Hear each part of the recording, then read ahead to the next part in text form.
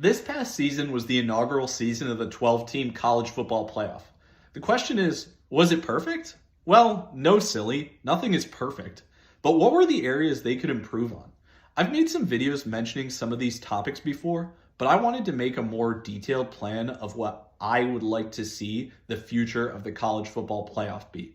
Just so you know, before I get into anything, at the end of the video, I go through a mock playoff scenario based on last season to show you how all of my ideas would work in practice.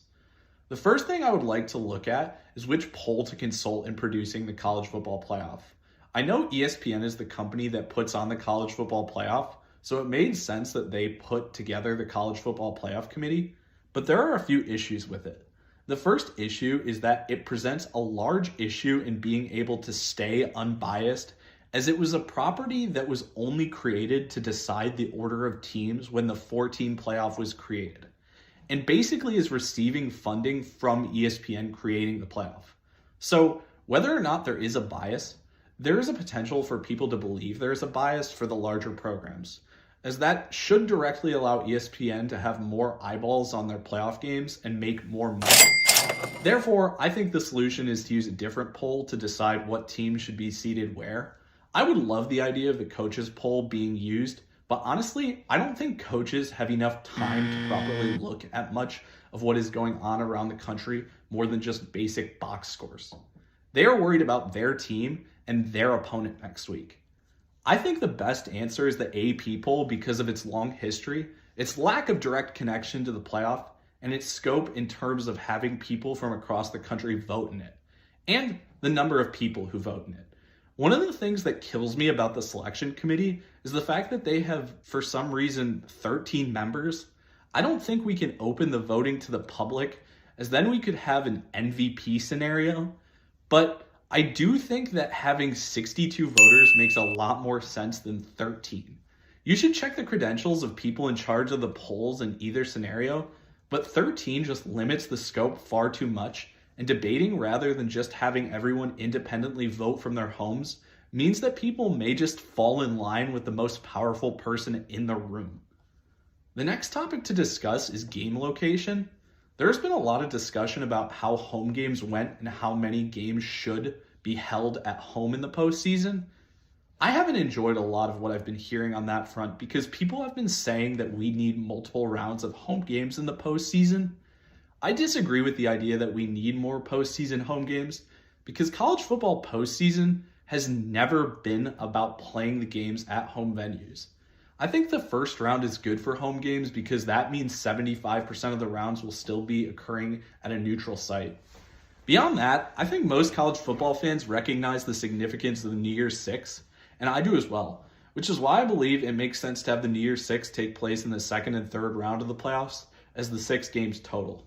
Obviously, rotate the games so each game, like the Sugar Bowl, is a semifinal game every third year. And I want groups to always put bids in for the national championship so it can keep going plenty of places that will be brand new or historic. I'm looking at you, Old Cotton Bowl. And just so everybody knows, I love the Rose Bowl too, but I don't think it works because with an expanded playoff, the national championship will not be falling on New Year's Day anymore. So I've been talking about the playoff like the size of the tournament is going to stay the same, but don't worry, the size of the tournament will change. I think the first important thing to think about is the initial existence of the college football playoff. When I first heard about the 4-team playoff as a kid, my literal first thought was, that's not a playoff. Like, I understand by definition it is a playoff, but even if we just consider Power 4 teams today, how can you say a 4-team playoff is a playoff when there were 67 teams competing in those conferences? I really don't hate the idea of just having bowl tie-ins, no playoff, and a co-national champion if 2 teams with the best record at the end of the season don't happen to match up. But if we're going to have a playoff, let's do it right. Going back to the idea of the New Year's Six games, we know that there are at least 12 teams said to be competing for big-name bowl victories. So I think the starting point for the playoff is 12 teams. I wouldn't mind someone who said 8 teams was their ideal number for the whole playoff, but I think 12 really makes sense as our starting point because of that. Football is a tough game, and anyone who would say anything about playing more than 4 rounds of playoff games is insane for college athletes, let alone anyone. The ideal number for the playoff teams is actually 16. That is because bye weeks are not something that is actually good for anyone. Nobody wants to have that much time off between games, especially if they are in the tournament to play for the national championship. We saw Oregon get eviscerated by Ohio State in the Rose Bowl coming off extended rest. They came out flat, and even if they came out guns a-blazing, my argument would still be it is too much of a competitive difference to have bye weeks in postseason rounds. Not to mention the fact that when they first released the makeup of how the 12-team college football playoff was made, no one batted an eye that these postseason home games we were so excited for don't get awarded to the 4 top-rated teams. Like, Oregon got a bye, then traveled to play Ohio State as the 1 seed and got destroyed. Also, I want to credit Ryan McGee for being the only other person I've seen talk about the fact that they don't want bye weeks either. So, we are left with a 16-team bracket. Do you still want auto bids? I absolutely still want auto bids, but they are very different from how they exist now. I don't think anyone can deny SEC and Big Ten supremacy anymore. Those conferences are overall tougher than the other ones, so that means they will get the most auto bids. The SEC gets 3 auto bids, and the Big Ten gets 3 auto bids. Then we have to examine the other conferences. I still believe in a Power 4, however, and that means the Big 12 and the ACC get a single auto bid each for their conference champion. We cannot disrespect the G5 in this, because allowing the little guy to have a chance is one of the things that makes college football so great. The highest ranked conference champion in the AP poll from the G5 will get an auto bid as well. The final auto bid goes to the outlying teams not represented by the SEC or Big Ten, meaning the highest ranked non-SEC or Big Ten team in the AP poll that didn't receive one of the other auto bids already will make the playoff. This is important to give one more guaranteed spot to teams that are not a part of the 2 largest conferences now, and to represent an opportunity for an independent school like Notre Dame. Now, where are those teams slotted? The top 8 spots in the CFP will go to the top 2 teams in the SEC, the top 2 teams in the Big Ten, the ACC champion, the Big 12 champion, the G5 champion, and the remaining highest rated team in the AP poll that is not a part of the SEC or Big Ten. The reason it is important from my perspective to have the G5 champ be in the top 8 is because of the extra home game it offers them, a great opportunity for their program to make more money and potentially rise to the level of a Power 4 program. I think that if we lose the ability for the programs to grow and become great over time, we lose something that makes college football great. And speaking back on the New Year's 6, the G5 has always played an integral role in those 6 largest bowl games, and if this tournament includes those 6 largest bowl games, they should be a part of it. It is awesome to see SMU back on the come up right now from where they were from, and the latter 8 will be made up of the 3rd place team in the SEC, the 3rd place team in the Big Ten, and the highest rated remaining 6 teams in the AP poll. The SEC and Big Ten will no longer play championship games on championship weekend, as the expectation is their best team should be competing for a national championship. Their 3rd and 4th place teams in their division will face off to compete for the 3rd and final auto bid for their conference. But other teams from their conference, like the loser of the last auto bid game for the conference, could still make it in by being a top 6 ranked team in the AP poll that did not receive an auto bid. I'd also be fine with 4 auto bids for the SEC and the Big Ten and having a 4th place versus 5th place game conference championship weekend. ESPN is probably ticked at me because by giving the power to the AP poll, I've ruined their opportunity to continue having selection shows throughout the season, but they shouldn't be mad. I'm going to give them much better entertainment. Teams that are in the upper half of the remaining teams now have the opportunity to select who they are playing from the lower half of the teams. So, in the first round, teams will just select their opponent and will draft in order of who is the highest ranked team in the upper half to who is the lowest ranked team in the upper half. By the way, the auto bids don't do anything for seeding. The top half will be in order of their rankings in the AP poll. The bottom half with the SEC and Big Ten auto bids will also be in order based on their final rank in the AP poll. After the first round, however, for the second round and the semifinals, the top half of the remaining teams have two choices as to what they can select. They can either choose their opponent or one of the designated playoff sites for that round. So if a team like Georgia has a chance to play in the Peach Bowl in Atlanta, they may prioritize where they are playing over who they are playing in this playoff draft. The last thing to do before going through our example run based on last season is to talk about scheduling in the first round with so many games. I believe the best way to do it to maximize profit is to have no teams play games at the same time. Then, if you truly want to, you can watch every CFB playoff game, and the advertisers can have you consume the most advertisements as possible. Since we have fairly consistent ties to when conferences play standalone games, we can use those to our advantage to figure out when teams are playing. And since there's a week off for Army-Navy after conference championship weekend, we can play games during the week. So the G5 has been well represented on Wednesday nights throughout history with things like Maction and such. So the G5 champ will host the first game on Wednesday night at 8:30 p.m. Eastern. The ACC has a healthy schedule of Thursday night games, so the ACC will host a game on Thursday night for the first round at 8:30 p.m. Eastern. Then we have two Friday night games, one at 6 p.m. Eastern, with a team mostly based out of the East as much as possible, and one at 9:30 p.m. Eastern with the team being based out of the West as much as possible. The teams that ideally host the Friday night games would be from the ACC, Big Ten, or Big 12 with their ties to that night.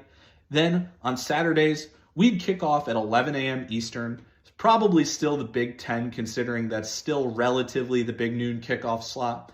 Then go to the mid-window, probably an SEC team at 2:30 p.m. Eastern. Then kick again at 6 p.m. Eastern, and finish off the day with a fairly Western team at 9:30 p.m. Eastern kick. After that, play the games on the days they're supposed to be played for the second round, like New Year's Eve and New Year's Day. Then play both semifinal games on the next Saturday and the national championship on the following Saturday. So here's how that would look in practice based on last season. First, we have conference championship games on conference championship weekend, except for the SEC and Big Ten, who are now playing the third place game for the last auto bids in their conference. In these games, we will say the regular season results hold and say Tennessee beats Alabama and Ohio State beats Indiana. Now we can look at the top 8 after championship weekend. Oregon has the first bid from the Big Ten. Penn State has the second bid from the Big Ten. Texas has the first bid from the SEC, and Georgia has the second bid from the SEC. Also, the bid locations are based on the standings in the conference for the auto bids. Clemson has the ACC champion bid, Arizona State has the Big 12 champion bid, Boise State has the highest ranked G5 conference champion bid, and Notre Dame gets the highest ranked remaining non-SEC, non-Big Ten team bid. Those teams are then put in order based on their AP poll rankings, which puts Oregon 1, Texas 2, Penn State 3, Notre Dame 4, Georgia 5, Boise State 6, Arizona State 7, and Clemson 8. With Ohio State and Tennessee winning their auto bids, they are the two teams in our next 8, followed by the highest ranked 6 remaining teams in the AP poll, which ended up being Indiana, Alabama, SMU, South Carolina, Miami, and Ole Miss. And all of those teams appear in the same order in the AP poll. So they are seated in that order as well. So now the draft. Oregon gets to select their opponent first. They select SMU. Texas selects Indiana. Penn State takes Miami. Notre Dame takes Alabama. Georgia takes South Carolina. Boise State takes Ole Miss. Arizona State takes Tennessee, and Clemson is stuck with Ohio State. So, Boise State opens on Wednesday, December 18th against Ole Miss. Then Ohio State plays Clemson Thursday, December 19th. Then we have our doubleheader on Friday. The 6 p.m. game is Alabama at Notre Dame. The 9:30 p.m. game is SMU at Oregon. The Saturday quadruple header, 11 a.m. is Miami at Penn State. 2:30 is South Carolina at Georgia. 6 is Indiana at Texas. Then at 9:30, Tennessee at Arizona State. Then I used EA Sports College Football 25 to simulate all this for a bit of randomness. Ole Miss beats Boise State. They pick them off on the last drive. Clemson's over Ohio State. Ohio State couldn't score on the final play. Alabama beats Notre Dame on a Hail Mary. Oregon destroys SMU. Penn State beats Miami with a pick on the last drive. Georgia destroys South Carolina. Indiana beats Texas, knocking down their Hail Mary attempt. And Arizona State handles Tennessee. So we are left with number 1 Oregon, number 3 Penn State, number 5 Georgia, number 7 Arizona State, number 8 Clemson, number 11 Indiana, number 12 Alabama, and number 16 Ole Miss. So we have the draft Sunday morning. The top half of the remaining teams are Oregon, Penn State, Georgia, and Arizona State. These quarterfinal games are at the Fiesta Bowl, Peach Bowl, Rose Bowl, and Sugar Bowl. Oregon selects first, and they select to play Indiana as their opponent. Penn State then selects Clemson. Georgia now sees they can play a de facto home game and prioritizes the Peach Bowl. Then Arizona State does the same thing, grabbing the Fiesta Bowl. Then the Ducks have to take their location, so they'll take the Rose Bowl. That leaves Penn State with the Sugar Bowl to take. Then Georgia selects Ole Miss over Alabama, which means Arizona State is taking on Alabama. Arizona State beats Alabama in the first game. They sack Alabama on the Hail Mary attempt this time. Ole Miss over Georgia and won by a ton. Oregon destroys Indiana, and Clemson handles Penn State. So the final draft takes place with the 2 teams remaining that are the highest. Number 1's Oregon, number 7 Arizona State, and the bottom 2 teams are number 8 Clemson and number 16 Ole Miss. Oregon selects to play Clemson, so Arizona State chooses to play in the Cotton Bowl. Clemson beats Oregon, and Ole Miss beats Arizona State. Then we just have the national championship to play, and there's nothing to draft. Well, you know, me as an FSU fan didn't rig anything because Clemson absolutely smoked Ole Miss. Well, I hope this was entertaining at least. I tried to make it realistic to the changes I would like to see that would actually make the college football playoff a better entertainment product, along with keeping the practices they may employ in the future realistically by prioritizing making more money, and also allowing room for a few smaller schools to still have that scale of allowing the whole country to compete in it. Subscribe! So, if you enjoyed the video, thanks for watching. 2020 president candidate.